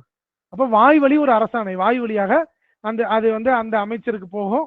இது எவ்வளவு பெரிய கேவலம்! மதுவுக்குன்னு ஒரு அமைச்சர், மதுவை விற்கிறதுக்குன்னு ஒரு அமைச்சர், எவ்வளவு பெரிய கேவலம்! எந்த மாதிரி ஒரு சூழல் நம்ம வாழ்ந்துட்டு இருக்கிறோம்? எப்படி சமுதாய தீமை குறையாது? தீர்வு இல்ல. அதை தான் நான் இப்ப சொல்ல வந்திருக்கிறேன். தீர்வு என்ன பண்ணாலும் இந்த மாதிரி பண்ணா எப்படி தீர்வு வரும்? அப்ப என்னன்னு சொன்னா என்ன ஆகுது இந்த இடத்துல? என்ன ஆகுது? 2012 அரசு 25,000 கோடி நீங்க மது விற்கணும்பா தமிழ்நாடு ஃபுல்லா. இப்ப இந்த ஜோன் திருச்சியா, திருச்சி கீழே ஜோனா வச்சிருப்பான். அந்த ஜோனுக்கு இன்னும் ஒரு சூப்பர்வைசர் வச்சிருப்பான். இந்த ஜோன் இந்த இத்தனை டாஸ்மார்க்கு ஒரு சூப்பர்வைசர், இந்த டாஸ்மார்க்கு ஒரு சூப்பர்வைசர். சென்னையா, அம்பத்தூர் பகுதியில ஒரு சூப்பர்வைசர், ஆவடி பகுதியில ஒரு சூப்பர்வைசர், டி நகர் சைட்ல ஒரு சூப்பர்வைசர், இந்த மாதிரி டாஸ்மார்க்கு எல்லாம் சூப்பர்வைசர் வச்சிருப்பான். அப்ப என்ன ஆகுது? இந்த சூப்பர்வைசர்களுக்கெல்லாம் டார்கெட் கொடுக்கப்படுது. ஆல்ரெடி பாஸ்ட் ஹிஸ்டரி இருக்கும்ல, இவ்வளவு கோடி இருக்கு இவ்வளவு கோடி இருக்குன்னு. அதுல இருந்து 20% 30% நீங்க வந்து ஏற்றி விற்கணும், எக்ஸ்ட்ரா விற்கணும். அப்படி வித்தா உங்களுக்கு வந்து இன்சென்டிவ். விற்கலாம் அப்படி சொன்னா சஸ்பெண்ட் ஆர்டர். அது மாதிரி எத்தனை பேர்த்த சஸ்பெண்ட் பண்ணாங்க பாத்தீங்களா? 242 பேர்த்த சஸ்பெண்ட் பண்றாங்க. நீ டார்கெட் வச்சு மது விற்கலப்பா, நீ என்ன பண்ணி வேஸ்ட். நீ வந்து 242 பேர்த்த இடைக்கால பணியிடை நீக்கம் பண்றாங்க. எவ்வளவு பெரிய ஒரு அச்சீவ்மெண்ட்! சமுதாய தீமையுடைய தாயை வந்து தடுப்பதற்கு அரசுடைய எவ்வளவு பெரிய ஒரு அச்சீவ்மெண்ட்! இப்படி இருந்தால் எப்படி சமூக தீமை ஒழியாது? என்ன பண்ணாலும் ஒழியாது. நீ மதுவுக்கு எதிராக இப்ப ஒரு மாநாடு நடக்க போகுது சமீபத்துல, இன்னும் 1-2 நாள் நடக்க போகுது. நாளான்னைக்கா 2ஆம் தேதி அக்டோபர் 2 மிகப்பெரிய கூட்டத்தை கூட்டி மது ஒழிக்கிறோம் அப்படிங்கிறது, அதுக்கே சரக்க போட்டு தான் வருவாங்க அவங்க. அந்த மாதிரிதான் இருக்கு. அப்ப என்னன்னு சொன்னா மது மட்டும் இல்ல, இப்ப நம்ம முக்கியமான 2 விஷயங்களை அட்ரஸ் பண்ணோம். ஒண்ணு, இந்த பாலியல் சீண்டல்கள், இந்த பெண்களை வந்து பாலியல் ரீதியாக துன்புறுத்துதல். 2வது மது. இந்த மதுவை பொறுத்த வரைக்கும் பாவங்களுக்கெல்லாம் தாய், அதுவும் சமூக பாவங்களுக்கு தாய். இந்த விஷயத்தை எப்படி நம்ம கண்ட்ரோல் பண்ணோம்? சரி, பொதுவா வந்து இஸ்லாம் எப்படி ஒரு சமூக தீமையை கையாளுது? பொதுவா இஸ்லாம் வந்து சமூக தீமை எப்படி கையாளுது அப்படின்னு பார்த்தோம் சொன்னா, இஸ்லாம் இங்கதான் வந்து மிக நுட்பமான, மனிதனுக்கு ஏற்ற, நம்ம திங்கே பண்ண முடியாது, இது எப்படி சாத்தியம், இதுதான் இறைவன் தந்து வந்தது அப்படிங்கிறதுக்கு ஒரு உதாரணத்தை பாருங்க. பைபிள்ல மது தடை செய்யப்பட்டிருக்கும், நமக்கு எல்லாத்துக்கும் தெரியும். பைபிள் வசனம் இருக்கும். ஈசா அலைஹிஸ்ஸலாத்திற்கு, ஜீசஸுக்கு, அவர்களுடைய அவர்களுக்கு கொடுக்கப்பட்ட மார்க்கத்தில் மது தடை. இன்றைக்கு இருக்கக்கூடிய கைகளால் அவங்களுக்கு தகுந்த மாதிரி இறையியலை ஏற்படுத்தி கொண்ட அந்த ஒரு பைபிள்லையுமே, பைபிள் எடுத்துட்டீங்கன்னா ஒவ்வொன்றும் ஒவ்வொரு வகையாக இருக்கும். இன்னைக்கு தமிழ்ல 2 பைபிள் இருக்கு. புரொட்டஸ்டன்ட் பைபிள் இருக்கு, ஆர்சி பைபிள் இருக்கு, ரோமன் கத்தோலிக். புரொட்டஸ்டன்ட் பைபிள்ல 66 புத்தகம் தான் இருக்கும். ரோமன் கத்தோலிக்ல 73 புத்தகம் இருக்கும். புத்தகமே 7 புத்தகமே காணாம். நபியை பத்தி வருதா, அந்த புத்தகத்தையே தூக்கியிருப்பா. அப்புறம் அவன் ஆய்வு செஞ்சு இஸ்லாத்துக்கு போயிட்டானா என்ன பண்றது? குக்குன்னு ஒரு புத்தகம்லாம் புரொட்டஸ்டன்ட்ல இருக்கவே இருக்காது. அப்புறம் அதுல இருக்குது நபியை பத்தி, நபி வருவாரு, பாரான்மலையிலிருந்து அக்னிமயமான பிரமாணத்துல வந்து பிரமாணத்தோடு மனதில் வைத்து பாதுகாக்கக்கூடிய ஒரு நியாயப்பிரமாணத்தை கொண்டு வருவாரு அப்படின்லாம் வருதே. அப்ப இந்த மாதிரி விஷயங்கள்லாம் வர்றதை வச்சு அவங்க என்ன பண்றாங்க? புத்தகத்தை தூக்கிடுறது. அப்ப அந்த மாதிரி கரப்டான பைபிளில் கூட மதுவை பற்றி மது தடை செய்யப்பட்டு தான் இருக்கு. அப்ப அந்த மது தடை செய்யப்பட்டிருக்கு. ஓகே, இஸ்லாம்ல எப்ப மது தடை செய்யப்பட்டுச்சு? மக்கால 13 வருஷம் மது தடை இல்லை. சரக்க போட்டு தொழுகலாங்க இஸ்லாம்ல ஆரம்பத்துல முதல் 13 வருஷத்துல. மதீனாவிற்கு வந்துதான் மது தடை செய்யப்படுது, அதுவும் சில ஆண்டுகள் கழித்து. இது ஒரு சைடு. இன்னொரு சைடு பாருங்க, இன்னொரு பாவம், மிக முக்கியமான பாவம். இன்னொரு பாவம் என்னன்னு சொன்னா இந்த விபச்சாரம். அந்த நேரத்துல அவங்களுடைய கலாச்சாரமே கவிதை, மது, விபச்சாரம். இதுதான் வந்து அந்த நேரத்தில் இருந்த அரபுகளுடைய விபச்சாரமே. அப்ப என்ன, அந்த நேரத்துல வந்து விபச்சாரம் ரொம்ப சாதாரணம். முத்தா அப்படின்னு ஒரு திருமண முறை இருக்கு. முத்தா திருமண முறை சும்மா கூகுள்ல பண்ணி பாருங்க, நிறைய பேர் தெரியாது. ஏன்னா தடை செய்யப்பட்டுருச்சு, அது இல்ல, அடியோடு இல்லாம போயிருச்சு, இஸ்லாம் ஒழிச்சிருச்சு. இந்த முத்தா திருமண முறை அப்படின்னா என்னன்னு சொன்னா பயணத்திற்காக ஒரு திருமணம்.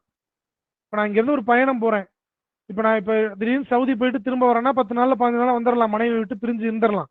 இதே நான் அன்னைக்கு இருந்த மாதிரி ஒட்டகத்திலேயோ கழுதையிலையோ குதிரையிலையோ போனேன்னு சொன்னா மாச கணக்கில் ஆகும். அப்போ ஒரு பெண் துணை இல்லாம எப்படி இருக்கிறது? அப்ப இவர் என்ன பண்ணிடுவாரு, போறப்போ ஒரு பெண்ணை திருமணம் முடிச்சுக்குவாரு, வர்றப்ப அந்த பெண்ணை விட்டுருவாரு, தலாக்கு விட்டுருவாரு. இது வந்து அரபுகளிடம் இருந்த ஒரு நடைமுறை. இந்த முத்தா திருமணத்தை இஸ்லாம் எந்த நேரத்துல தடை செய்யுதுன்னு சொன்னா கைபர் யுத்தத்திலிருந்து திரும்ப வந்ததுக்கு பிறகுதான் இந்த நடைமுறையை இஸ்லாம் தடை செய்யுது. இப்ப ஏன் இது ஆரம்பத்திலே தடை செய்யல? மதுவை ஏன் ஆரம்பத்திலே தடை செய்யல? ஏன் இந்த முத்தா முறையை ஆரம்பத்திலே தடை செய்யல அப்படின்னு பார்த்தோம் சொன்னா, அந்த நேரத்துல அவங்க ஊறி போயிருந்தாங்க. ஊறி போய் ஒவ்வொரு விஷயத்துல இந்த மதுவுலையும் இந்த விபச்சாரத்துல இந்த விஷயங்கள்லாம் ஊறி போயிருந்தாங்க. அப்ப அந்த நேரத்துல அவங்கள்ட்ட போய் இஸ்லாம சொல்லி மதுவெல்லாம் தடை, நீங்க விபச்சாரம் செய்யக்கூடாது, மது அருந்தக்கூடாது, இதெல்லாம் பண்ணக்கூடாது, நீங்க அல்லாஹ் மட்டும் வணங்குங்க அப்படின்னு சொல்றப்ப அவன் என்ன பண்ணுவான்னு சொன்னா வரமாட்டான். ஏன்னா அவனுக்கு ஊறி போய் மண்டையில எந்த நேரமும் மதுதான், மது இல்லாம இருக்க மாட்டான். அப்ப அந்த மாதிரி ஒரு சூழல் இருக்கும்போது அவனை வெளிக்கொண்டு வர முடியாது. அப்ப ஈமானிய அவனுக்கு அல்லாவை பற்றி, இறைவனை பற்றி, அதே போல இறை தூதர் அவர் போதனைகள், மறுமையை பற்றி, இறப்புக்கு பிறகு உள்ள வாழ்க்கையை பற்றிய தர்பியா, இறைவனை பற்றிய ஒரு அறிமுகம், இறைவனுக்கு கொடுக்க வேண்டிய முன்னுரிமைகள், மனிதனுக்கு கொடுக்க வேண்டிய முன்னுரிமைகள் சொல்லிட்டு அந்த தர்பியா அவர்களுக்கான அந்த முழு தர்பியா கொடுத்த பிறகுதான் அல்லாஹ் வந்து அந்த இடத்துல அந்த நேரத்துல தடையாக்குறான் திரும்பவும். அப்ப என்னன்னு சொன்னா, அப்ப நமக்கு மிக முக்கியமான விஷயம் என்னன்னு சொன்னா இறையச்சத்தின் மூலமாகத்தான் ஒரு சமூக தீமையை நாம தனிநபர் சைடுல இருந்து தடுக்க முடியும். தனிநபரா நமக்கு இறையச்சம் வருது அப்படின்னு சொன்னா தண்ணி அடிப்பானா எவனாது? இன்னைக்கு வந்து நம்ம இங்க ஒரு 80 பேர் இருக்கிறோம், 80 பேர்ல யாராவது தண்ணி அடிக்க மாட்டோம். ஏன்னா அல்லாஹ்வுடைய அச்சம் நம்ம இடத்துல இருக்கு. யாராவது இந்த செயலை செய்வோமா? செய்ய மாட்டோம். அப்ப என்னன்னு சொன்னா இறையச்சம் மிக முக்கியமான விஷயம். அது தனிநபர் தீமையா இருக்கட்டும், சமூக தீமையா இருக்கட்டும். அடுத்து என்னன்னு சொன்னா படிப்படியாக தீமையை வந்து குறைச்சிச்சு அந்த டைம்ல இஸ்லாம். Stage by stage. இப்ப 1920 அமெரிக்கால வந்து ஆல்கஹால் பேன் பண்றாங்க. ஆல்கஹால் பேன் பண்ண உடனே என்ன ஆகுதுன்னு சொன்னா மிகப்பெரிய ஒரு புரட்சி நடக்குதாங்க. புரட்சினா கிளர்ச்சி நடக்குது. அந்த நேரத்துல அடிச்சு துவம்சம் பண்றாங்க, எல்லாத்தையும் துவம்சம் பண்ணி அந்த நேரத்துல வந்து இந்த பாருங்க சில இமேஜ் காட்டுறேன் நானு. வரல, ஓகே ஹைர். அதாவது வந்து அப்ப அந்த நேரத்துல மிகப்பெரிய அப்படியே அரசாங்கத்தையே ஸ்தம்பிக்கிற அளவுக்கு அடிச்சு துவம்சம் பண்ணி அந்த நேரத்துல வந்து மதுவை திரும்ப கொண்டு வராங்க. ஏன்னா வச்சா முடி, வச்சா குடிமி, சிறச்சா மொட்டை அந்த மாதிரி இஸ்லாம் அப்படி ஒழிக்கல பாவத்தை. சமூக தீமை எப்படி திரும்ப ஒழிக்குது? படிப்படியா ஒழிக்குது. உதாரணத்துக்கு இந்த மதுவை எடுத்துக்கோங்க. பல தீமைகள் இப்படித்தான். மதுவை எப்படி ஒழிக்குது? இந்த மதுவை மட்டும் ஒரு எக்ஸாம்பிளா எடுத்துக்கோங்க. சமூக தீமைகளுக்கெல்லாம் தாய் மதுங்கிறதுனால அந்த ஒரே ஒரு யூஸ் கேஸ் எடுத்து நம்ம பார்ப்போம். ஃபர்ஸ்ட் மது தடை செய்யப்படாம இருந்துச்சு. அடுத்து என்ன படுது? அடுத்த ஒவ்வொரு தளர்வுகள். அடுத்த தளர்வு என்ன? மது அருந்திய நிலையில் தொழுகக்கூடாது. மது அருந்திக்கலாம், மது அருந்திய நிலையில் தொழுகக்கூடாது. உடனே விட்டுட்டு இஷ்டத்துக்கு வேணா அந்த நேரத்துல வந்திருக்க மாட்டான். வந்திருக்கிறது மட்டும் இல்லாம அது அந்த நேரத்துல சமுதாயத்துடைய மிக முக்கிய அம்சமாக இருந்தனால அவன் எதிரியாவும் மாறி இருப்பான். அது வரைக்கும் எதிரியா கூட இருந்திருக்க மாட்டான். என்னடா தண்ணி அடிக்கதே விட சொல்றாங்க, நம்ம கலாச்சாரமே அதுதான், அதே விட சொல்றாங்க போடுறாங்க, இவனுக்கு எதிராக திரும்பி இருப்பாங்க எல்லாரும். அப்ப என்னன்னா ஃபர்ஸ்ட் தடை செய்யாமல் இருந்தது. அடுத்து ஒவ்வொன்றாக தளர்வுகள், கொஞ்சம் அல்லாஹ் பத்தின பயம், அல்லாஹ் பத்தின ஆதரவு, அல்லாஹ் பத்தின பாசம் வரும்போது தொழுகையில மட்டும் நம்ம அல்லாஹ்வை நம்மளுடைய படைத்த இறைவனோடு பேச போறோம். இந்த நிலையில மது அருந்தி போலாமா அப்படின்னு நமக்கு தோன்ற மாதிரி இறைவன் என்ன பண்றான், ஃபர்ஸ்ட் தொழுகிற நேரத்துல மட்டும் இந்த மாதிரி தண்ணி அடிச்சுட்டு வராதீங்கப்பா அப்படிங்கிறான். அப்ப அவனுக்கு என்ன ஆகுது, அப்ப அவருக்கு அவங்க அந்த நபர்களுக்கு அங்க தொழுகை கொஞ்சம் நீட்டி இருக்கும். அந்த நேரத்துல தண்ணி அடிக்காம இருந்து பழகி கொஞ்சம் கொஞ்சம் கொஞ்சம் கொஞ்சமா தளர்வு வராங்க.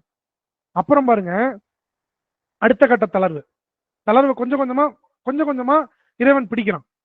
அடுத்து என்ன பண்றான், இங்கு மது அருந்தியவர்களுக்கு மறுமையில் நியாய தீர்ப்பு நாளில் நம்ம இறந்ததுக்கு அனைவரும் இறந்த பிறகு அங்கு நம்ம உயிர்ப்பித்து எழுப்புறப்ப அங்கு நமக்கு தேன் ஆறு, பால் ஆறு, மது ஆறுலாம் இருக்கும். எந்த கண்ணும் சிந்திச்சு பார்த்துட முடியாத அளவுக்கு, எந்த உள்ளமும் சிந்திச்சு பார்த்துட முடியாத அளவுக்கு, எந்த கண்ணும் பார்த்துடாத அளவுக்கு, எந்த காதும் கேட்டு கூட இருக்க முடியாது,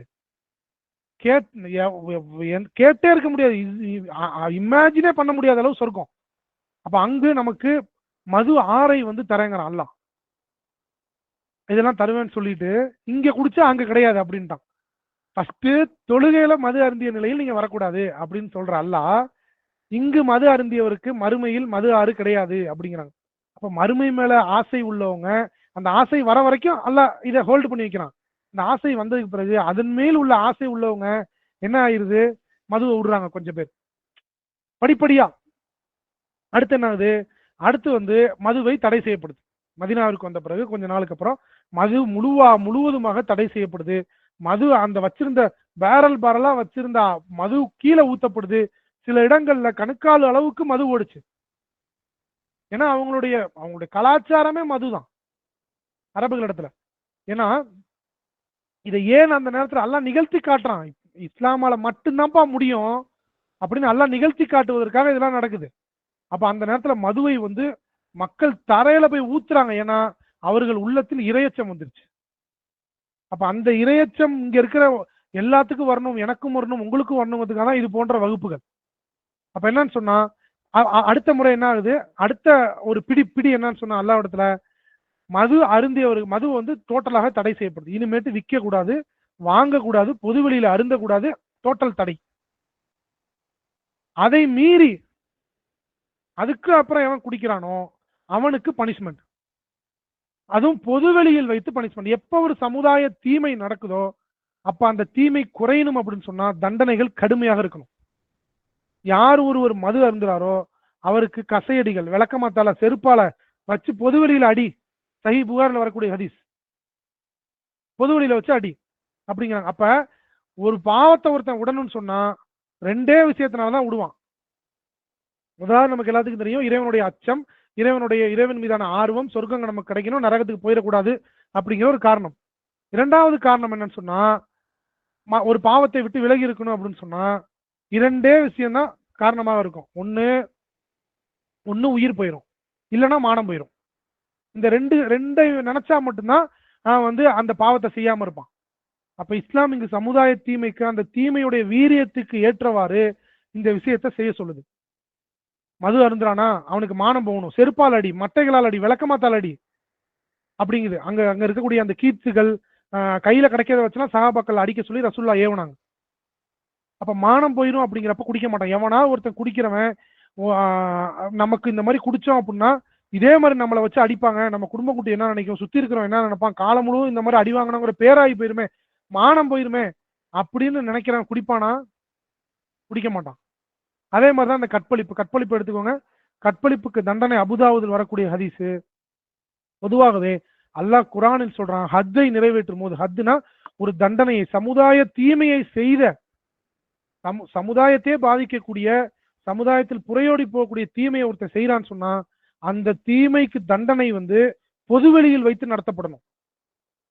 அந்த தண்டனை நடத்தப்படும் போது நீங்க எல்லாம் வேடிக்கை பார்க்கணும்னு இறைவன் சொல்றான். நீங்க போய் பாருங்க, ஆடியன்ஸா இருக்கணும், நீங்க அந்த இடத்துல நீங்க ஆடியன்ஸா இருக்கணும் அப்படிங்கிறான் இறைவன் குர்ஆன்ல சொல்றான். ஏன் காரணம் என்ன, அதை பார்த்தா அடுத்த முறை அந்த தவறை நம்ம செய்வோமா? எப்படி அந்த தவறை செய்ய நமக்கு நம்ம இதே இடத்துல நாளைக்கு நம்ம நிப்போண்டா அப்படிங்கிற பயம் வரணும்.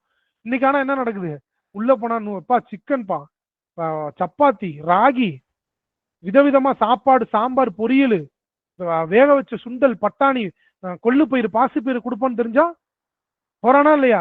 என்ன எப்படி இருந்தாலும் வெளியே வந்துட போறான், வெயில் கிடைக்க போகுது. இன்னைக்கு அசால்ட்டா போறான் கொலை செய்யறதுக்கு. 5 நாள் எடுத்துறேன்ப்பா, போய் போய் போட்டு வாப்பா அவனை அப்படிங்கிறாங்க. படத்திலே காட்டுறாங்க எப்படி கொலை பண்ணணும்னு. நாம தான் கொலை செஞ்சோன்னு தெரியாத மாதிரி எப்படி கொலை செய்யறது படத்துல காட்டுறான். அந்த படத்துக்கெல்லாம் இன்னைக்கு தடை கிடையாது. அந்த படத்துக்கெல்லாம் இன்னைக்கு அரசு தடை செய்யாது. ஏதாவது ஒரு தாவா நிகழ்ச்சி போய் நடத்தி பாருங்க, தடை முடிஞ்சிருச்சு. அப்ப என்னன்னு சொன்னா, ஏன்னா இஸ்லாம் மேலோங்கிச்சு சொன்னா இவங்களுக்கு எல்லா மக்களும் இரையச்சம் உடையவங்களாகி எல்லாமே திருந்தி நல்லா வாழ ஆரம்பிச்சாங்க. இவங்களுக்கு வருமானம் எங்க போறது? 25,000 கோடி டார்கெட், அப்புறம் என்ன எங்கேயே போய் 2,000 கோடி வந்துருச்சுன்னா என்ன பண்றது? அப்ப அதனாலதான் இவர்களுக்கு சுய சீர்திருத்தத்தை முன்னிறுத்தக்கூடிய இஸ்லாம் மீதான வெறுப்பு. அப்ப என்னன்னு சொன்னா, அடுத்து இந்த தண்டனையை பொறுத்த வரைக்கும், இந்த தண்டனை நிறைவேற்றப்படும் போது இறை நம்பிக்கை கொண்ட ஒரு ஒரு குழு, மக்கள்ல ஒரு குழு தண்டனைகள் நிறைவேற்றப்படும் போது நீங்க பார்வையாளராக இருக்க வேண்டும் அப்படின்னு இறைவன் சொல்றான். அப்ப இந்த விஷயத்தை ஒருத்தன் பார்த்துட்டான், கற்பழிக்கிறப்ப ஒருத்தனை இந்த மாதிரி கல்லை போட்டு கொல்லும் போது பெரும் பெரும் கற்களை எடுத்து ஒரு பள்ளத்துல அவனை உட்கார வச்சு அவன் மீது போட்டு கொல்ல சொல்லுது இஸ்லாம். இந்த தண்டனைய பாண்டிச்சேரியில செஞ்சப்ப அவனுக்கும், இங்க சென்னையில தஸ்வந்த் செஞ்சானே அவனுக்கும் செஞ்சிருந்தா இன்னைக்கு கொல்கத்தால செஞ்சிருப்பானா? இவனுக்கும் ஒன்றும் நடக்கல, அவனுக்கும் ஒன்றும் நடக்கல. உள்ள போய் நல்லா ஆயுள் கைதி. இதுக்கு ஒரு வக்கீல் வந்து ஆஜராக ஆகுது, அதுவும் பொம்பளை. ஆஜராகி தண்டனை எல்லாம் கொடுங்க, ஆயுள் தண்டனை கொடுங்க. வெளியே இருந்தா கூட சாப்பாடு அந்த மாதிரி கிடைக்காது. ஆயுள் தண்டனை உள்ள நல்லா வச்சு 20 வருஷம் 25 வருஷம் நல்லா சாப்பிட்டு மாப்பிள்ள நல்லா குண்டாகி வருவாப்ல. இது எதுக்கு இந்த தண்டனை? இந்த மாதிரி சமுதாய தீமையை இந்த மாதிரி இஸ்லாம் சொல்ற மாதிரி நாம வந்து தண்டனை கொடுக்கப்பட்டிருக்குன்னு சொன்னா அவர்கள் அடுத்த முறை நடக்குமா? இது சமுதாய தீமையை பொறுத்த வரைக்கும் தண்டனை மட்டும் இல்ல, நம்ம முன்னாடி ஸ்டேஜஸ்லாம் சொன்னோம். அந்த மாதிரி இஸ்லாம் வந்து ஸ்டேஜ் பை ஸ்டேஜா ஒழிச்சு இன்னைக்கு வந்து கம்ப்ளீட்டாக எந்தெல்லாம் சமுதாய தீமையா இருந்துச்சோ அந்த நேரத்தில் வந்து அவ்வளவு அழகான முறையில ஜஸ்டிஸை வந்து நிலைநாட்டி அந்த நேரத்தில் வந்து நீதியை நிலைநாட்டி இஸ்லாம் வச்சிருந்துச்சு. அதான் கண்ணு தெரியாத ஒரு மூதாட்டி அபூபக்கர் சித்திக் ரலியல்லாஹு இடத்துல அவங்க ஆட்சி செய்து கொண்டிருக்கும் போது வந்து கேட்கிறாங்க. கண்ணு தெரியாதவங்க, ஏழ்மை யாசகம் பெற்று வாழக்கூடிய ஒரு பாட்டி. அந்த பாட்டி கேட்கறாங்க அபூபக்கர் சித்திக் ரலியல்லாஹுட்ட, இந்த ஆட்சி இந்த இந்த மாதிரி நாங்க நிம்மதியா இருக்கோம்ல, இது எத்தனை நாள் இருக்கும் அப்படின்னு கேட்கறாங்க. இது எங்களுக்கு ஏன்னா இவங்க அந்த அவங்க இந்த அடக்குமுறைக்கு உள்ளான ஆட்சியிலும் இருந்திருக்கிறாங்க. அப்ப இது மாதிரி ஒரு ஆட்சி வந்து அவங்க வந்து இஸ்லாம் சொல்வது போல மக்களை வந்து ஆளும் போது அவர்கள் வந்து பார்த்து இது இந்த மாதிரி நாங்க எவ்வளவு நாள் சந்தோஷமா இருப்போம் அப்படின்னு கேட்கறாங்க. அப்ப அதுக்கு வந்து அபூபக்கர் சித்திக் ரலியல்லாஹு சொல்றாங்க, குரானை வைத்து உங்களுக்கு குரானை வைத்து சட்டம் இயற்றும் காலம் வரை குரானை வைத்து ஆட்சி செய்யப்படும் போது நீங்க சந்தோஷமா இருப்பீங்க அப்படிங்கிறாங்க. அப்ப அததான் இன்னைக்கு வந்து இன்னைக்கு பாருங்க குரானுடைய சட்டம் எந்த அளவு பொருந்தி போகுது. ஒரு பினான்ஸ் மினிஸ்டர் சொல்றாரு, எந்த ஒரு நாட்டுடைய பினான்ஸ் மினிஸ்டர், சரியாக பேர் எனக்கு ஞாபகம் வரல, குறிப்பு எழுதி வைக்கல நானு. அவர் சொல்றாரு, நம்ம அமெண்ட்மெண்ட் சட்ட திருத்தம் எத்தனையோ சட்ட திருத்தங்கள் வச்சு செஞ்சு செஞ்சு செஞ்சு அடுக்கி அறைகள் ஃபுல்லா அடுக்கி வச்சாச்சு. சொத்துக்கு இன்னைக்கு சொத்து பிரச்சனைக்கு தீர்வு வெட்ட முடியுதா? குரான்ல சும்மா ஒரு 20 சொச்ச வசனங்கள் முடிஞ்சு போச்சு. 1500 வருஷம் 15 நூற்றாண்டு அழகா சொத்தை பிரிச்சுக்கிறாங்க முஸ்லீம். எந்த பிரச்சனையும் இல்ல, அழகா பிரிச்சுக்கிறாங்க.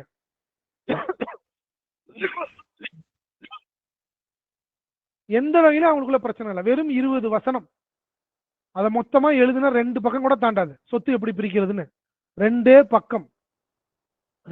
பக்கத்துல பிரச்சனை இல்லாம சொத்தை எப்படி பிரிக்கணும்னு ஒருத்தன் சொல்றான்னு சொன்னா, பிரச்சனையே வரலன்னு சொன்னா, 15 நூற்றாண்டா இல்ல வரலன்னு சொன்னா அது யாரால சொல்ல முடியும்? இறைவனால மட்டும்தான் சொல்ல முடியும். சமூக தீமைகளை ஒழிக்கணும்னு சொன்னா இந்த மனிதனை படைத்த இறைவனால மட்டும்தான் சொல்ல முடியும். அந்த தீமை எப்படி ஒழிக்கணும்னு அந்த மாதிரி நாம வந்து கையாளாம சமூக தீமை ஒழியாது. அதுதான் வந்து நபி ஸல்லல்லாஹு அலைஹி வஸல்லம் 2015 வந்து ஒரு அமெரிக்க உச்ச நீதிமன்றம் ஒரு விருது கொடுக்குது. யாருக்கு? 15 நூற்றாண்டுக்கு முன்னாடி வாழ்ந்த ஒரு நபருக்கு விருது கொடுக்குது. என்ன விருதுன்னு சொன்னா, சிறந்த சட்டம் இயற்றுபவர்களில் ஒருவராக இறுதி இறைத்தூதர் முகமது ஸல்லல்லாஹு அலைஹி வஸல்லத்தை அமெரிக்க உச்ச நீதிமன்றம் தேர்ந்தெடுக்குது.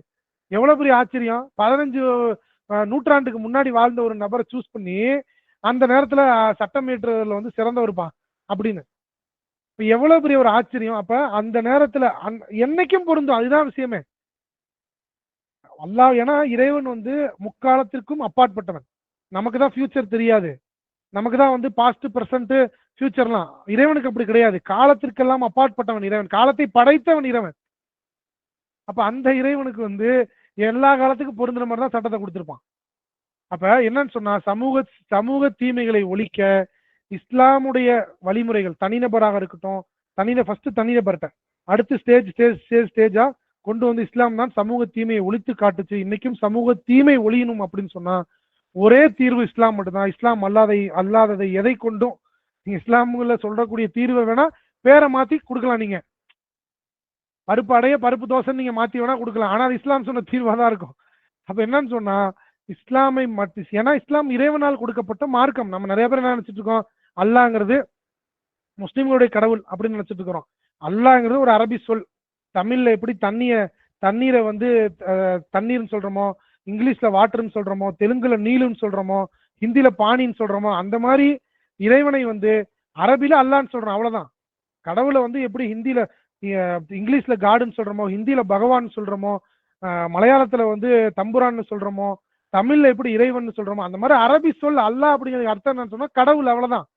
நம்ம எல்லாத்தையும் படைத்த கடவுள். அந்த கடவுள் கொடுத்த வாழ்வியல் நெறிதான் இஸ்லாம். இஸ்லாம் ஒரு மதம் கிடையாது. இஸ்லாம் வந்து ஒரு மதம் இப்படி இருக்கணும் அப்படி கிடையாது. அந்த இப்படிதான் வாழணும் அப்படின்னு ஒரு ரூல்ஸ் இஸ்லாம் கொடுத்துருக்கு பாத்தீங்களா. அந்த ரூல் புக் அதுதான் குரான். ரூல் புக் தான் குரான். குரான்ல நீங்க பெரிய வசனத்தை எடுத்து பாருங்க. என்ன வசனம்? 2வது அத்தியாயத்துல 282வது வசனம். எப்படி ஒருத்தன் பிசினஸ் பண்ணணும், எப்படி கடன் கொடுக்கணும், எப்படி டிரான்சாக்சன் பண்ணணும், டிரான்சாக்சன் பண்ணும்போது ரைட்டர் எப்படி இருக்கணும், விட்னஸ் எப்படி இருக்கணும், சாட்சிகள் எப்படி இருக்கணும் அப்படிங்கறதான் இஸ்லாம் சொல்லுது. அது ஏதோ நீங்க வந்து தொழுவுங்க திக்ர் செய்யுங்க அப்படிங்கிறதோட இஸ்லாம் நிறுத்திடல. சொத்து எப்படி பிரிக்கணும், சட்டம் இயற்றணும் தான் முன்னாடி சொன்னோம்ல, சட்டம் இயற்றுறதுக்கு சிறந்த அவார்டு கொடுக்குது ஒரு நபருக்கு. அப்ப ரூல் புக் தான் குரானு. அந்த ரூல் புக் படி வாழ்ந்து மக்கள் மத்தியில மனிதர்களில் ஒருவராக வாழ்ந்து, மலக்குகள்ல இருந்து வந்தா ஏஞ்சல்ஸ்ல இருந்து வந்தா நாம ஈஸியா சொல்லிட்டு போயிருவோம் ஏஞ்சலுக்கு தான்ப்பா இது பொருந்தும் அப்படின்னு. அதனாலதான் இறைவன் மனிதர்கள்ல இருந்தே ஒருத்தர் தேர்ந்தெடுத்து பிராக்டிக்கல் எக்ஸாம்பிளா அந்த ரூல் புக்ல இருக்கிற மாதிரி வாழ்ந்து காட்டின நபர்கள் தான் இறை தூதர்கள். அப்ப அந்த மாதிரி வாழ்ந்து அந்த சட்டத்தை நம்ம கொடுத்து அந்த சட்டத்தின் மூலமாக மட்டும்தான் தனிநபர் தீமையாக இருக்கட்டும், சமுதாய தீமையா இருக்கட்டும், அது ஒழிக்க முடியும். அது அல்லாது எதை கொண்டையும் ஒழிக்க முடியாது அப்படிங்கிற ஆணித்தரமான கருத்தோடு எனக்கு கொடுக்கப்பட்ட வாய்ப்புக்கு அவர்களுக்கு துவா செய்தவர்களாக இன்ஷா அல்லாஹ் இந்த உரையை முடித்துக் கொள்கிறேன். வாஹிருதவானா அல்ஹம்துலில்லாஹி ரப்பில் ஆலமீன். சந்தேகங்கள், கருத்துக்கள், ஃபீட்பேக் இருந்தா சொல்லுங்க இன்ஷா அல்லாஹ். அல்ஹம்துலில்லாஹ், ஜஸாக்குமுல்லாஹ் கைரன் பிரதர். அல்ஹம்துலில்லாஹ், ரொம்ப நல்ல ஒரு ஸ்பீச். நிறைய விஷயங்களை வந்து தெரிஞ்சுட்டு இருந்திருப்பாங்க. இங்க வந்து நிறைய இஸ்லாத்தை புதுசா வர்றவங்களும் இருந்தாங்க, இஸ்லாத்தை பத்தி தெரிஞ்சுக்கிறவங்களும் இருக்காங்க. அண்ட் இஸ்லாத்துல இருக்கும்போதும் நமக்கு நிறைய விஷயங்கள் தெரியாம இருக்கும், அது தெரிஞ்சுக்கிறதுக்காகவும் நிறைய மக்கள் வந்திருந்தாங்க. அல்ஹம்துலில்லாஹ், அவங்க கிட்ட இருந்து ஒரு 10 மினிட்ஸ் மட்டும் நீங்க இப்போ மைக் நாங்க ஆன் பண்றோம், நீங்க வந்து ஒவ்வொரு கொஸ்டினா கேளுங்க, அவங்களுக்கு ஆன்சர் இன்ஷால்லா கொடுக்கணும். அதுக்கப்புறமா அதுல இருந்து ஒரு தெளிவு கிடைச்சதுக்கு அப்புறமா இன்ஷால்லா நம்ம கிளாஸ் என்ன பண்றோம்.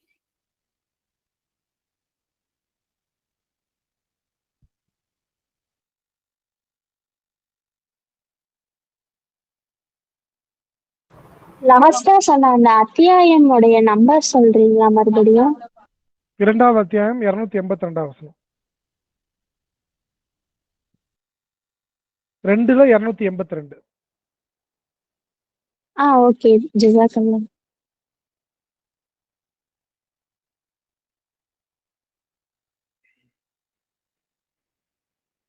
வேற ஏதாவது டவுட்ஸ் இருந்தா இன்ஷால்லா கேளுங்க, கிளாரிஃபை பண்ணிக்கோங்க.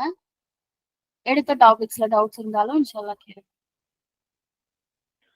குறிப்பாக இருக்கக்கூடிய அனைவருக்கும் ஒரே ஒரு ஒரு இன்ஸ்ட்ரக்ஷன் என்னன்னு சொன்னா, 2 நபர்கள் கல்வியை கற்றுக்கொள்ளவே முடியாது. முதலாவது நபர் பெருமையுடையவங்க, எனக்கு எல்லாம் தெரியும் அப்படின்னு இருக்கவன் கல்வியை கற்றுக்கொள்ள முடியாது. கூச்சம் இருப்பவர்கள் கல்வியை கற்றுக்கொள்ள முடியாது. அதனால வந்து கூச்சத்தை விட்டு, தப்பா இருந்தாலும் பரவாயில்ல, தப்பா தான் இருக்கும், ஆரம்பத்துல தப்பா தான் இருக்கும், அதுக்கப்புறம் தான் நம்ம சரி செஞ்சு முன்னேற முடியும். ஸோ அதனால வந்து இந்த 2 பண்புகளும், முதலாவது பண்பு யாருக்கு இருக்கு, அது இருந்தா இந்த கிளாஸ்ல யாரும் சேர்ந்திருக்க மாட்டீங்க. எனக்கு தான் எல்லாம் தெரியுமே, இது என்ன போய் அட்டன் பண்றதுன்னு. அப்ப 2வது பண்பு கூச்சத்தை, இந்த வகுப்புன்னு இல்லை எந்த வகுப்பா இருந்தாலும் கூச்சத்தை விட்டு, நம்ம குரலை இன்னும் ஒரு 50 பேர் கேட்பாங்களே, நம்ம தப்பா சொல்லிடுவோமோ அப்படிங்கிற கூச்சத்தெல்லாம் விட்டாதான் நமக்கு கல்வி அறிவு கிடைக்கும் அப்படிங்கிறத மனசுல வச்சுட்டு இனிமேட்டு வரக்கூடிய அனைத்து நிகழ்வுகளையும் இன்ஷா அல்லாஹ் கூச்சத்தை விட்டு உங்களுடைய கருத்துக்கள், கேள்விகள் எதுவா இருந்தாலும் இன்ஷா அல்லாஹ் வெளிப்படுத்துங்க. அஸ்ஸலாமு அலைக்கும். எனக்கு தெரிஞ்ச நண்பர் ஒருத்தவங்க என்ன கேட்டாங்கன்னா, இது மாதிரி பெண்களுக்கு அவங்க இதில் வந்து விபச்சாரம் செய்கிறவங்க கல்லால் அடிக்கிற மாதிரி அவங்க சட்டத்தில் இருக்குன்னு சொல்கிறாங்க.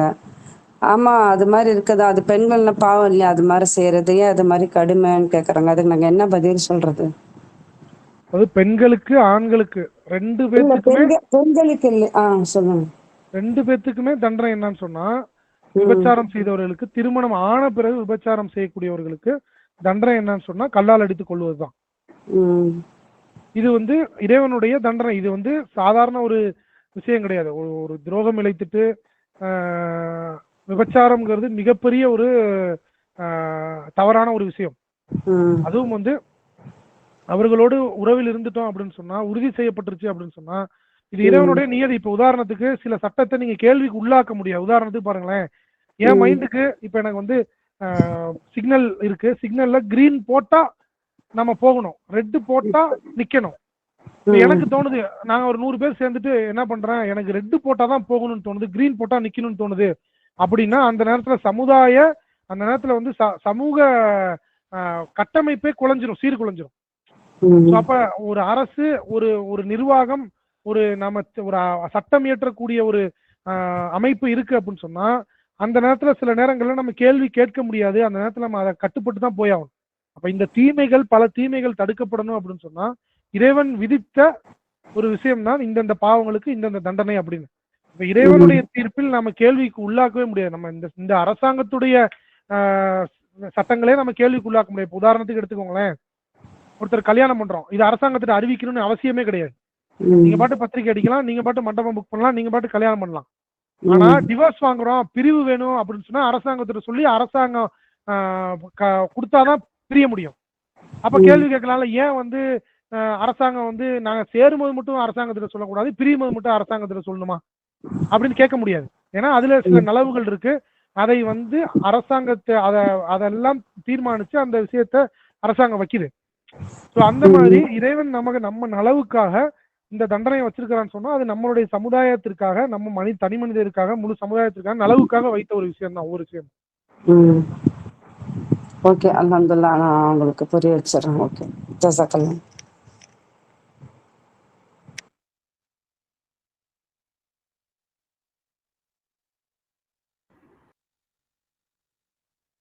அஸ்ஸலாமு அலைக்கும்.